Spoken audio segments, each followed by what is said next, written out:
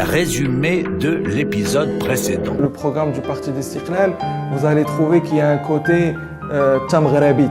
Le Maroc, je pense, a très bien géré cette crise à certains égards. Cette histoire d'âge limite de 30 ans. Tout à fait. Je trouve que c'est une très très bonne mesure. Expliquez-vous s'il vous plaît. Oui, parce que en fait, c'est quoi l'idée du gouvernement? L'idée du gouvernement, c'est de dire on va créer un cursus spécialisé pour ceux qui veulent devenir instituteurs. Parce que jusqu'à aujourd'hui, voilà, vous pouviez avoir une licence, quelle que soit la licence, et devenir instituteur, un doctorat. Il n'y avait pas vraiment de cursus pédagogique spécialisé au même titre que dans des pays démocratiques et développés pour devenir instituteur. Or, instituteur, c'est pas juste n'importe quel métier. C'est très compliqué d'être instituteur.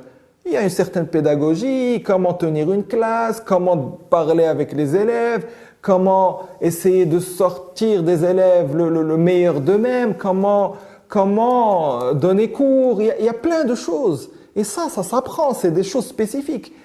Donc aujourd'hui, malheureusement, jusqu'à aujourd'hui, parfois, je ne veux pas généraliser, mais parfois c'était un peu une voie de recours. Devenir instituteur. Le métier de l'enseignement. Souvent, quand quelqu'un ne trouvait plus d'emploi, il se disait bon, allez, je vais aller devenir instituteur en attendant. Mais non, en fait, ça doit devenir un métier qui respecte un cursus spécifique. Et comme ça, ceux qui s'engageront dans ce cursus, ça voudra dire qu'ils veulent devenir instituteurs, que c'est leur passion. Et vous savez très bien que la passion, c'est quelque chose de très important. Et c'est avec la passion que vous pouvez donner des résultats. Donc moi, je trouve que c'est une bonne mesure. Parce qu'effectivement, l'un des aspects qui m'intéresse dans votre réponse, c'est le fait que vous parliez de la manière dont il ne s'agit pas seulement d'inculquer à l'élève une connaissance, il s'agit de le préparer à exploiter tout le savoir acquis à l'école dans la vie quotidienne. Parce que l'un des problèmes soulevés par le fameux programme sur le niveau des élèves, ce n'est pas qu'ils ont testé le niveau des élèves en mathématiques. Ils ont testé le niveau des élèves à utiliser des équations mathématiques pour résoudre des problèmes. Et nous savons, nous, tous qui sommes quand même d'une génération passée, nous sommes conscients jusqu'à quel point le système d'enseignement marocain était plutôt défaillant en la matière. Nous étions d'abord des apprenants, des gens qui apprenaient et récitaient. Nous étions mal préparés à ce qu'une fois arrivés sur le marché du travail, on nous dise « Ah ben maintenant, il faudra que vous fassiez preuve d'esprit d'initiative. Il faudra que vous créiez votre entreprise. » L'école marocaine ne prépare pas des entrepreneurs. Elle forme des exécutants. Et donc, vous pensez que c'est l'approche adoptée par la réforme de l'enseignement actuellement répond à cette problématique? Est-ce que vous pensez que nous allons dans ce sens? Tout à fait. Moi, je pense que le mindset qui est en train d'être instauré, c'est le bon mindset. D'ailleurs, il n'y a pas que PISA, il y a aussi l'étude Pearls qui parle du niveau de lecture et de compréhension de la lecture des élèves qui n'est pas bonne. C'est-à-dire même quand il réussit à lire, il ne comprend pas nécessairement ce qu'il lit. Donc il y a beaucoup de choses à changer et je pense vraiment que le gouvernement est en train d'instaurer un mindset qui est le bon. Puisque vous parlez d'un bon mindset, expliquez-moi cette histoire de bachelor. D'abord, on dit, ça y est, on va créer un bachelor, on va le mettre en œuvre. On commence par l'appliquer dans quelques universités et puis d'un coup, on apprend que peut-être que ça ne sera pas le cas. Est-ce qu'on est en train de nous amuser? Alors qu'on parle d'un sujet aussi sérieux, aussi stratégique, aussi dangereux. C'est l'avenir de la nation.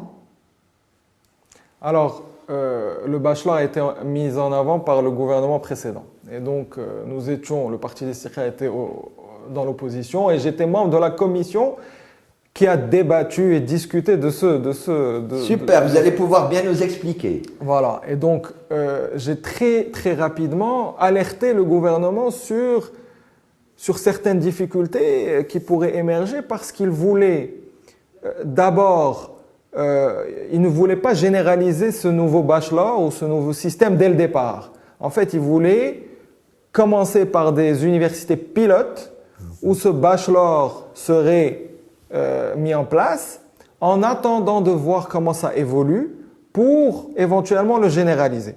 Et moi, je leur avais dit attention parce qu'on risque de se retrouver avec un Maroc où il y a deux systèmes.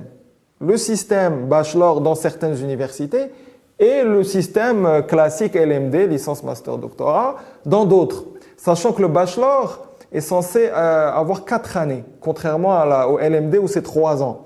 Et donc, on aurait un enseignement supérieur à 2 vitesses, avec, dans le cadre du bachelor, ils veulent inculquer tout ce qui est soft skills, etc., alors que ça n'est pas offert dans le cursus classique. Et donc, soft skills, s'il vous plaît, est-ce que vous pourriez expliquer à nos auditeurs? Les soft skills, c'est tout ce qui permet à un individu de pouvoir, par exemple, parler devant une audience de manière confortable. C'est ce qui permet d'utiliser tout ce qui est digital. C'est ce qui permet de. Donc l'accent mis sur le comportement plus que sur le. C'est toutes les choses en plus du contenu qui vous permettent en fait d'être sur le marché du travail et d'avoir une valeur ajoutée. Donc en fin de compte, c'est ce dont nous parlions il y a à peine quelques instants à propos de l'enseignement. Et donc cette approche serait-elle la meilleure, celle du bachelor? Alors, si elle pouvait être généralisée, maintenant le problème c'est quoi? C'est que vous savez très bien que nos universités marocaines publiques connaissent un taux de remplissage qui dépasse largement le taux normal, la capacité d'accueil. Et donc, comment voulez-vous enseigner des soft skills qui en général s'enseignent dans des petits groupes? C'est difficile, c'est très compliqué. Et donc, on avait alerté le gouvernement sur toutes ces choses, mais il était convaincu. Bien, le nouveau gouvernement est arrivé. Et je pense, et d'ailleurs j'ai eu l'occasion encore une fois de prendre la parole durant la réunion de la commission il y a quelques mois, au début de la législature, pour redire les mêmes choses. Et bon, je pense que le gouvernement, on n'a pas encore pris de décision de manière définitive, mais je pense qu'il est en train effectivement de prendre conscience qu'il serait peut-être utile d'arrêter le bachelor et de continuer sur le système que nous avons actuellement avant de voir ce qu'on pourrait faire et de travailler plus en détail sur éventuellement ou potentiellement un nouveau système. Donc, je vais résumer. Bon, il y a eu la proposition du bachelor dont l'apport sont ces fameux soft skills. Mais on n'aurait pas mis les moyens nécessaires pour pouvoir y arriver. Et maintenant, avec le nouveau gouvernement, nous sommes en train de reculer, mais en même temps, pas tout à fait dans le sens où on va quand même essayer d'y revenir. Si j'ai bien compris. Non, pas du tout.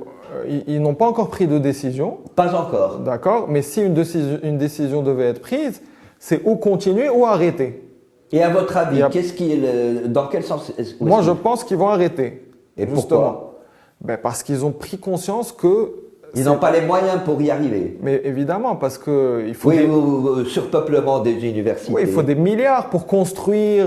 C'est beaucoup d'argent. Et donc, et puis il faut pas oublier quand même. On n'a pas les moyens de nos ambitions. Avec une pandémie de 2 ans, voilà, ça n'a pas facilité les choses évidemment. Donc même l'ancien gouvernement qui pensait légitimement que ce nouveau système était positif pour les étudiants marocains, la pandémie et la crise qui s'en est suivie a quand même les a bloqués dans leur élan. Et donc, bon, voilà, je comprends. Et donc, nous allons passer à une question qui est celle que se posent maintenant tous les Marocains. 5 mois après la constitution du nouveau gouvernement, quels sont les acquis? Qu'est-ce que nous avons obtenu? Quel est le chemin parcouru dans la mise en œuvre de ce nouveau modèle de développement? Il y a une commission qui a travaillé dessus, elle a consulté les partis politiques marocains, la société civile, un énorme effort a été déployé dans ce sens. Et bon, on s'attendait à ce qu'au moins à partir de l'année 2022, on commence avec le nouveau gouvernement et la nouvelle année, on s'est dit que nous allons commencer un petit peu à goûter à ce nouveau modèle de développement. Mais on a l'impression que c'est presque comme si on n'en parlait plus, quoi. Non, non, pas du tout. D'ailleurs, le président de cette commission est membre du gouvernement et à la tête de pas n'importe quel département de portefeuille, l'enseignement. de l'enseignement et de l'éducation. Donc c'est dire à quel point le gouvernement a pris conscience que l'application des différentes propositions du nouveau modèle de développement Passe d'abord par une réforme de l'enseignement. Évidemment. Alors moi, je pense encore une fois, je vous le redis, il est trop tôt pour juger le gouvernement. D'accord.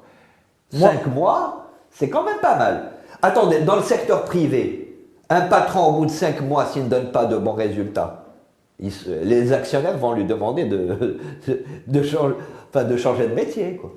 Oui, mais c'est pas la même chose parce que dans le privé, le privé, c'est des relations directes, vous avez un chiffre à atteindre, etc. Le public, il y a beaucoup de composantes. Vous ne décidez pas tout seul. Il y a des syndicats, dans le privé aussi, mais dans le public, les syndicats sont beaucoup plus puissants. D'accord. Donc tout ça, voilà, pour que ça se mette en marche, c'est beaucoup de diplomatie, beaucoup de fermeté aussi, mais en même temps, voilà. Donc en 4-5 mois, c'est très compliqué de venir juger le gouvernement. Moi, ce que je constate, c'est que le gouvernement parle peut-être moins, mais je pense qu'il est focalisé, comme dans le privé d'ailleurs, sur les résultats. D'accord. Il y a des experts qui sont ministres, c'est des experts dans leur domaine et ils savent ce qu'ils veulent faire, ils savent quels sont les objectifs à atteindre et donc ils sont en train de travailler. Je pense qu'ils laissent la communication sur au moins un début de résultat concret. Donc ça fait pas de mal quand même d'avoir un gouvernement qui parle moins. Parce que bon, le gouvernement précédent, il y avait beaucoup de parlotte, etc. Mais bon, les résultats n'étaient pas aussi satisfaisants que ce que l'on aurait espéré. Là, je pense que l'approche a été changée. Je pense que c'est la bonne approche. Et à propos du nouveau modèle de développement, jusqu'à quel point est-ce qu'on s'est engagé dans ce sens? Les Marocains nourrissent d'énormes espoirs par rapport à ce programme. Enfin, par rapport à ce projet. Ben, écoutez, déjà, il y a eu des élections et des partis politiques ont été élus, d'accord? Et les partis politiques ont aussi leur vision et leur modèle de développement. Et donc, en fait, c'est un modèle de développement, ce sont des idées, ce sont des propositions qui ont été incluses dans un programme gouvernemental. En fait, c'est ça la matrice. Les partis politiques s'en sont inspirés. Évidemment, évidemment. Parce que ce sont les partis qui se sont présentés aux élections. Et donc, ce sont les partis dans leur programme électoral qui se sont inspirés du nouveau modèle, des propositions du nouveau modèle de développement pour les inclure dans leur propre programme. Et aujourd'hui, il y a un programme gouvernemental, d'accord, qui lui-même est le fruit des 3 partis politiques qui composent la majorité. Donc le nouveau modèle de développement est inclus dans le programme gouvernemental. Vous pensez que c'est suffisamment clair pour l'opinion publique, cette manière de s'y prendre? On a l'impression que c'est compliqué, que ce n'est pas évident, que seuls ceux qui sont véritablement dans les arcanes qui peuvent comprendre comment ça fonctionne tout ça. Normalement, est-ce que ça ne devrait pas être plus simple? Non, je pense que les gens savent qu'un parti politique qui se présente aux élections, il a un programme.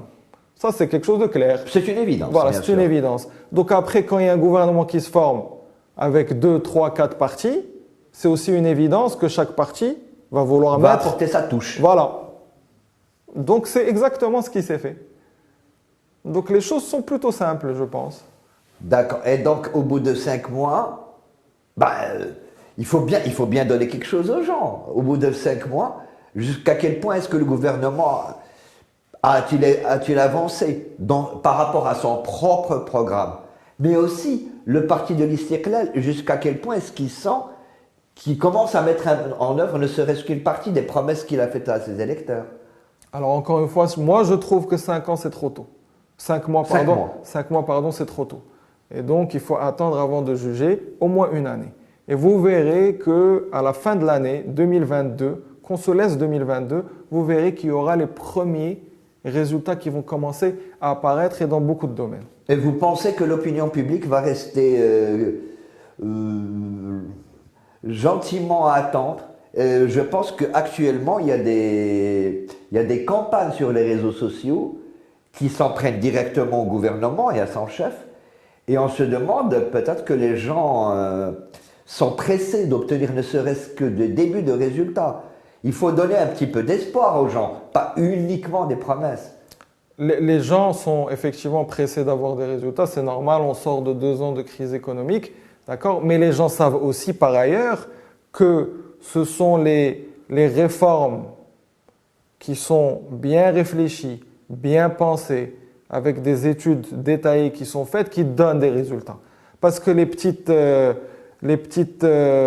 mesurettes comme ça à la va-vite, juste pour dire aux gens, voilà, on est en train de travailler, les gens ont compris que ça n'était pas efficace. Donc je pense qu'ils auront cette intelligence de se dire, ce gouvernement est en train de travailler sérieusement, donnons-lui quand même un minimum, 1 an, pour voir les premiers résultats apparaître. Je pense que les Marocains sont et vous par pensez rapport à que ça le gouvernement très clairs. communique suffisamment correctement à ce sujet, qu'il parvient à convaincre l'opinion publique nationale qu'il faut quand même qu'elle lui donne une bonne marge de manœuvre temporelle, ne serait-ce que par rapport à la fin de l'année 2022. Parce qu'on a l'impression que la rue bouille, que l'opinion publique nationale bouillonne. Écoutez, ce que je peux vous dire, c'est que le gouvernement communique par rapport à ça. Et moi, à chaque fois que j'entends une émission ou un représentant du gouvernement… Est-ce qu'il communique bien par rapport à ça? On sait qu'il communique, mais est-ce qu'il le fait bien? Est-ce qu'il arrive à se faire comprendre? Est-ce qu'il arrive à se faire convaincre? Oui, d'ailleurs, je pense que le porte-parole du gouvernement, un jeune d'ailleurs, Moustapha Beïtez, je pense qu'il est bon à ce niveau-là, au niveau de la communication. Sa conférence de presse hebdomadaire, il l'a fait bien, il répond à toutes les questions. D'ailleurs, il ouvre sa conférence de presse à tous les journalistes, même les étrangers. Et je trouve qu'il s'y prend bien, qu'il répond de la bonne manière, qu'il explique, qu'il est pédagogue. Et donc, non, je pense que là, maintenant, effectivement, au début, je vous ai dit, il y a eu peut-être un petit retard au démarrage. Mais là, au niveau de la communication, je pense que le gouvernement s'y prend bien. Pour en revenir au nouveau modèle de développement, et toujours en lien avec l'enseignement, la formation, l'avenir, normalement, un nouveau modèle de développement est censé nous préparer pour, non seulement pour un Maroc futur, mais pour un monde futur et pour un Marocain du futur. C'est-à-dire, d'abord savoir ce que sera le Maroc, ce que sera le monde en 2035. Je veux que le Maroc soit meilleur en 2035, mais dans quel monde? Quel sera ce monde en 2035?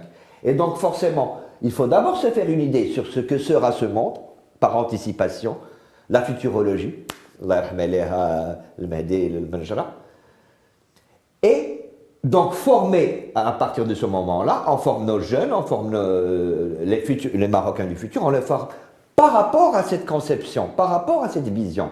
Est-ce que vous pensez que nous allons dans ce sens, que nous nous sommes déjà fait une vision sur ce que sera le monde en 2035 et qu'on se prépare de cette manière? En tout cas, ce que je peux vous dire, c'est qu'aujourd'hui, quand je vois les jeunes, les étudiants dans les universités, dans les différentes villes du Maroc, d'accord, je trouve qu'ils sont très conscients, d'accord, de ce que le monde est devenu et de ce que le monde va continuer à devenir. Et ils sont pleinement conscients de l'importance que le digital a pris dans nos vies. Ils sont pleinement conscients qu'il y a beaucoup de métiers qui vont disparaître. Ils le savent pertinemment, d'accord? Et nous constatons d'ailleurs que les jeunes diplômés marocains, d'accord, trouvent à l'étranger du travail avec beaucoup de facilité et ont des rendements extraordinaires et sont très bien vus par leurs entreprises. Donc je pense qu'au niveau formation, le jeune Marocain est très bien formé. Le problème, c'est qu'il faut trouver du travail aux jeunes Marocains au Maroc et que la culture du travail doit être incitative et doit séduire les jeunes Marocains pour qu'ils restent au Maroc avec un niveau de salaire qui soit décent, avec une évolution qui soit possible au sein de l'entreprise ou au sein du public. Et donc, c'est cet environnement du travail qu'il faut savoir créer pour que le jeune reste dans son pays. C'est ça l'enjeu. Vous êtes vous-même un jeune politicien. C'est-à-dire qu'en 2035, le Maroc sera géré par votre génération. Quelle idée vous faites-vous de ce que sera cette période, ce Maroc en 2035? À votre avis, de quelle manière alors est-ce que votre génération devra s'y prendre? Parce que c'est le moment où vous aurez atteint l'âge de la maturité, enfin d'une plus grande maturité, etc. Et donc, comment est-ce que vous voyez le Maroc en 2035? Comment est-ce que vous voyez votre propre rôle en 2035?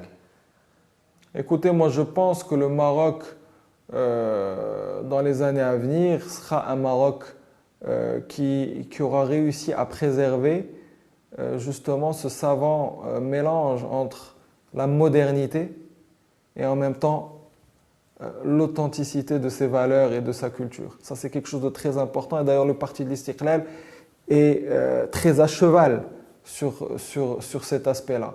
Je pense que ce sera un Maroc où, évidemment, le digital aura pris encore plus de place qu'aujourd'hui. Ce sera un Maroc où les choses iront de manière très rapide. D'accord ? Il faudra que le politique puisse trouver des solutions concrètes aux Marocains.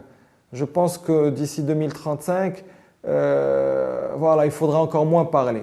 C'est-à-dire que les gens voudront des solutions directes et concrètes de manière rapide. Et donc, cette génération de politiques, qui est déjà comme ça maintenant, hein, c'est-à-dire ma génération de politiques aujourd'hui, déjà, je peux vous le dire, au Parlement, etc., a déjà une manière différente d'appréhender la politique, de parler, de discourir, etc. Déjà maintenant. Donc je pense qu'il faut préserver cette originalité et je pense que de manière naturelle, ça continuera à se faire dans les années à venir. Le mot de la fin, Monsieur Fessifieri. Ben écoutez, c'est un plaisir encore une fois d'être là. Une discussion très intéressante, très intellectuelle. Ça fait du bien d'avoir des émissions au Maroc où le niveau de ces interlocuteurs et de ces journalistes est bon. Et donc voilà, j'espère que vous continuerez à faire cette belle émission pendant encore très longtemps. Je vous remercie, Monsieur Fessifieri. Merci.